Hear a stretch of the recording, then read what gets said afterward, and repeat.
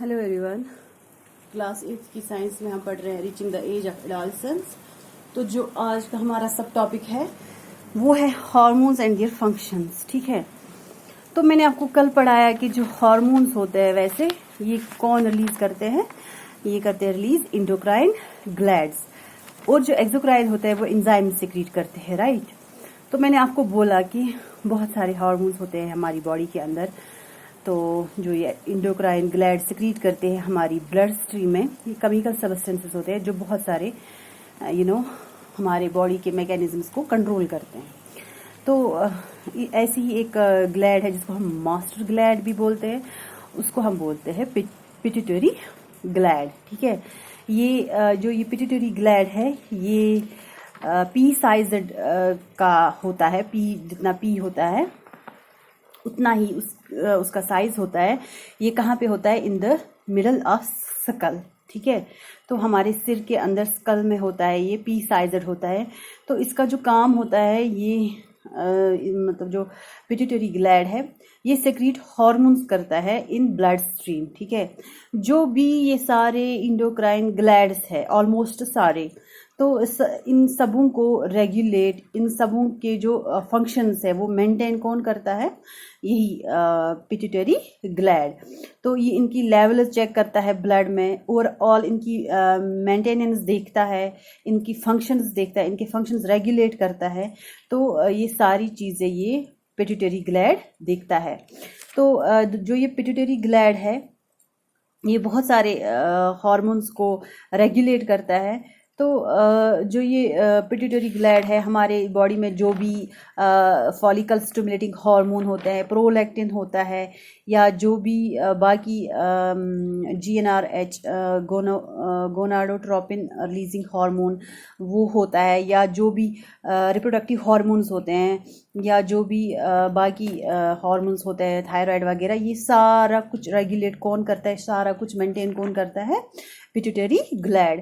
तो ये pituitary gland क्या करता है? ये सारे जो मैकेनिज्म्स है उनको कंट्रोल करता है, ग्रोथ को कंट्रोल करता है, बीपी देखता है, एनर्जी मैनेजमेंट देखता है, जो भी फंक्शंस होते हैं सेक्स ऑर्गन्स को उनको देखता है, वो हार्मोन्स कंट्रोल करता है, थायराइड के, या जो भी मेटाबॉलिज्म्स हमारी बॉडी के अंदर होते हैं वो प्रेगनेंसी में क्या क्या एस्पेक्ट्स होते हैं वो कंट्रोल करता है, चाइल्ड बर्थ भी, ब्रेस्ट फीडिंग भी, water salt concentration of kidneys भी ये कंट्रोल करता है, टेम्परेचर रेगुलेशन भी ये कंट्रोल करता है, पेन रिलीफ भी, जो भी हमारे इनवॉलेंट्री फंक्शंस होते हैं वो भी यही ये जो पिट्यूटरी ग्लैंड है ये वो रेगुलेट करता है।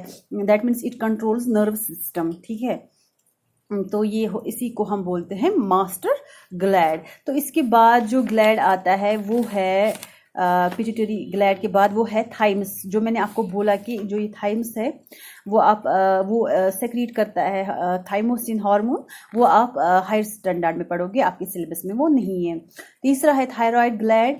थायराइड ग्लैंड जो होता है हमारी बॉडी के अंदर, मैंने आपको कल भी बोला कि जो नेक के अंदर होता है, तो ये जो थायराइड होता है ये बेसिकली दो तरह के हार्मोन्स रिलीज करता है।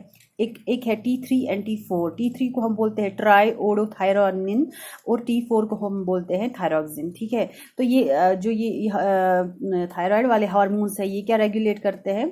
ये कंट्रोल करते हैं मेटाबॉलिज्म्स हमारी बॉडी के। ठीक है, तो ये रेगुलेट वेट भी करता है, एनर्जी लेवल्स भी डिटरमाइन करता है, internal body temperature, skin hair loss etcetera, ये सारी चीज़ें कौन देखते हैं? ये T3 and T4 hormones of thyroid gland. ठीक है, इसके बाद अगर हम बात करेंगे जो ओवरीज रिलीज करते हैं फीमेल में, जो 2 ओवरीज होते हैं, मैंने आपको कल भी बोला कि वो भी हार्मोन्स रिलीज करते हैं। तो ओवरीज जो होते हैं वो 2 तरह के हार्मोन्स रिलीज करते हैं, एस्ट्रोजन एंड प्रोजेस्टेरॉन।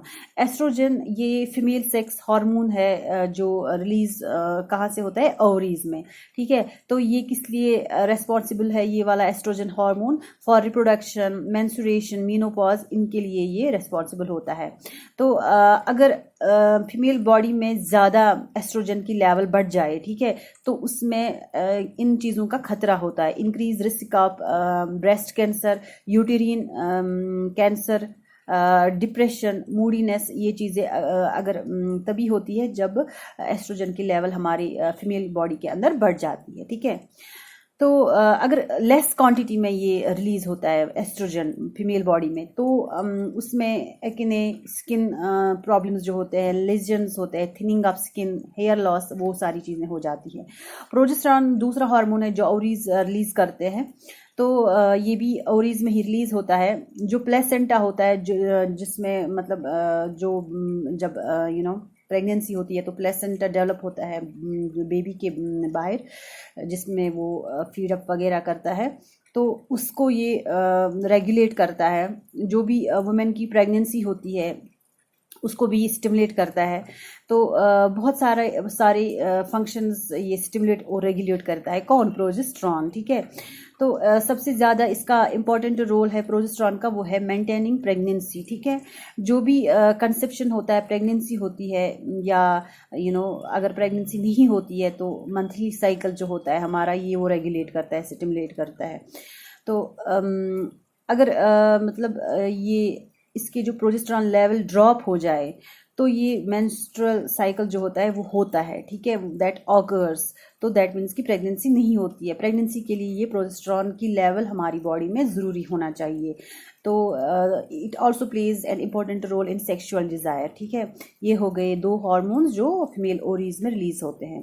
तो तीसरा जो दूसरा ये हार्मोन है, मेल हार्मोन, जो टेस्टिस में प्रोड्यूस होता है, उसको हम बोलते हैं, उस वाले हार्मोन को, टेस्टोस्टेरॉन। तो वो कौन सा वाला ग्लैड रिलीज करता है? मेल टेस्टिस, ठीक है, ये करते हैं ये वाला हार्मोन रिलीज, टेस्टोस्टेरॉन।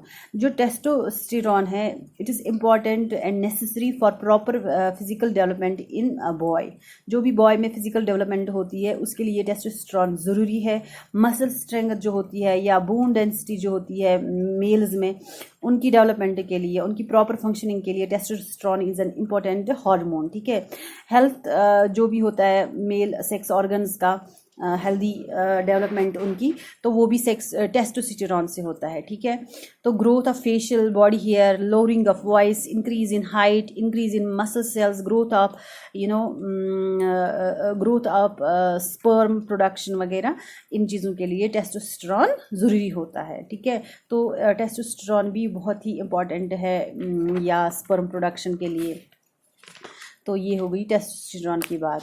तो इसके बाद जो हार्मोन होता है वो है एड्रीनल ग्लैंड। मैंने आपको बोला जो एड्रीनल ग्लैंड होता है ये कहाँ पे होता है? It's found above on kidneys, ठीक है। तो येलो पोर्शन होता है किडनीज के ऊपर, तो वो उस ग्लैंड को हम बोलते हैं एड्रीनल ग्लैंड। जो ये एड्रीनल ग्लैंड होता है ये बहुत सारे हार्मोन्स रिलीज करता है, एड्रेनलिन, स्टीरॉइड्स, एल्डोस्टेरॉन, कॉर्टिसोल, ठीक है। ये वाले हार्मोन्स कौन सिक्रीट करता है? Adrenal gland.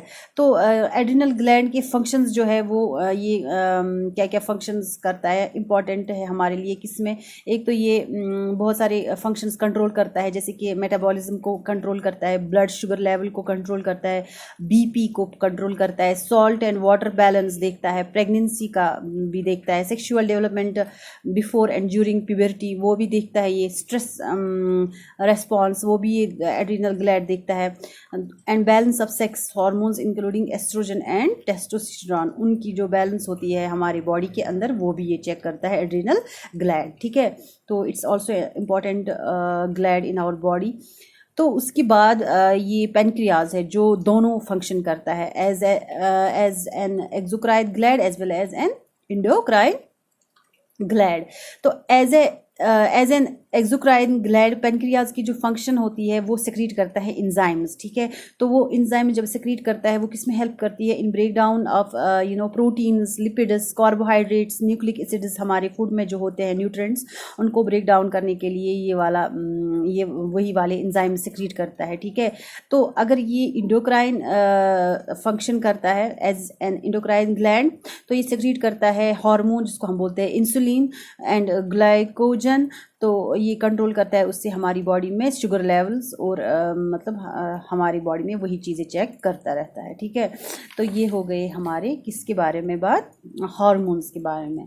So this was all about our today's topic, that was hormones and their functions. So this was it, thank you.